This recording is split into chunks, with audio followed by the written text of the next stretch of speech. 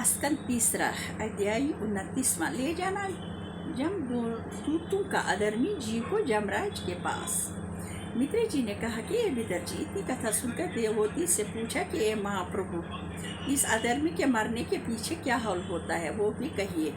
कपिल जी बोले कि ए माता, सब दुख उठाने के पीछे जमदूत लोग इस जीव को मरने के बाद अंगूठे के बराबर बदन उसका बनाकर सब इंद्रियों की शक्ति इसमें होती है, अपनी फांसी से बांध कर लोहे के मजदूरों से मारते हुए जमपुरी में जो मृत लोग से 99,000 जूझत है, जमराज के पास ले जाते हैं। उस वक्त वो जीव राह में भूख और प्यास लगने और दाना पानी न मिलने से अपने किए हुए पापों को याद करके बहुत पछताता है और रास्ते में ज़मीन आग के बराबर जलती हुई मिलती है। जब वो इसमें नंगे पाँव, नंगे सर, नंगे बदन चलने से थक कर कहीं सताने को चाहता है या राह में अंधकार रहने से चल नहीं सकता, तब जमदूत उसको मजदूरों से मार कर खुदम दम नहीं लेने देते।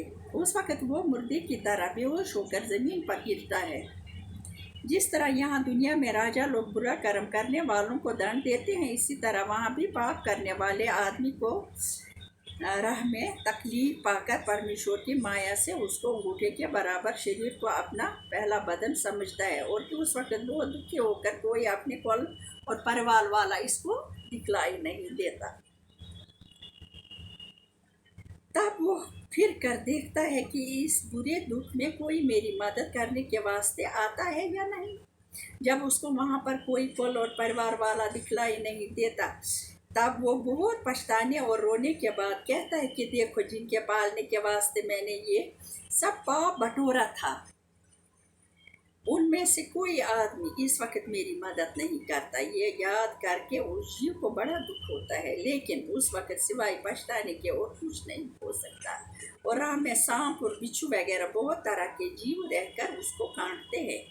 जब इस तरह बहुत दुख देते हुए जमदूत लोग इस अधर्मी को बेतौरनी नदी में, जहाँ माल और मूत्र और पीप और कीड़े और नाखून और हड्डी और सड़ा हुआ मांस भरा होकर 4 कोस को पाट बहता है, 4 घड़ी में ले जाकर डाल देते हैं। तब वो जीव इस नदी में कीड़ों के काटने और ठोकर मारने और मृत्यु के मांस नोचने से बहुत दुख पाकर विलाप करके कहता है कि जो कोई मुझको इस नदी से पार कर देता, उसका मैं बड़ा जस मानता।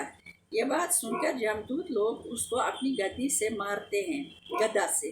ये सब दुख उठाने के पीछे बेतौरनी पार उतरकर जब 4 घड़ी में जमराज के पास पहुंचता है, तब जमराज की आज्ञा से चित्रकीत उनके कर्मों का कागज देकर जितने दिन इस नरक में रहने का दंड देना उचित होता है, वहां उसको भेज देता है। इस नरक में जाकर वो बहुत दुख पाता है और म्याद पूरी हो जाने के बाद वो जीव नरक से निकलकर शुद्ध और करूप जीव की जून में जन्म पाता है। हमेशा रोगी रहकर कभी सुख नहीं पाता।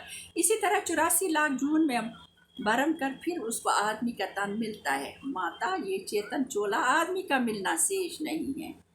और रुद्र आदि 28 नरक हैं, इनका हाल 5वें स्कंद में आएगा। जो आया है उसको जाना है, इसलिए अच्छे कर्म करो। ये कलयुग है, मनुष्य जन्म में आप अच्छे कर्म करो, क्योंकि मनुष्य एक जन्म ऐसा है जिसमें हम भगवान को याद कर सकते हैं।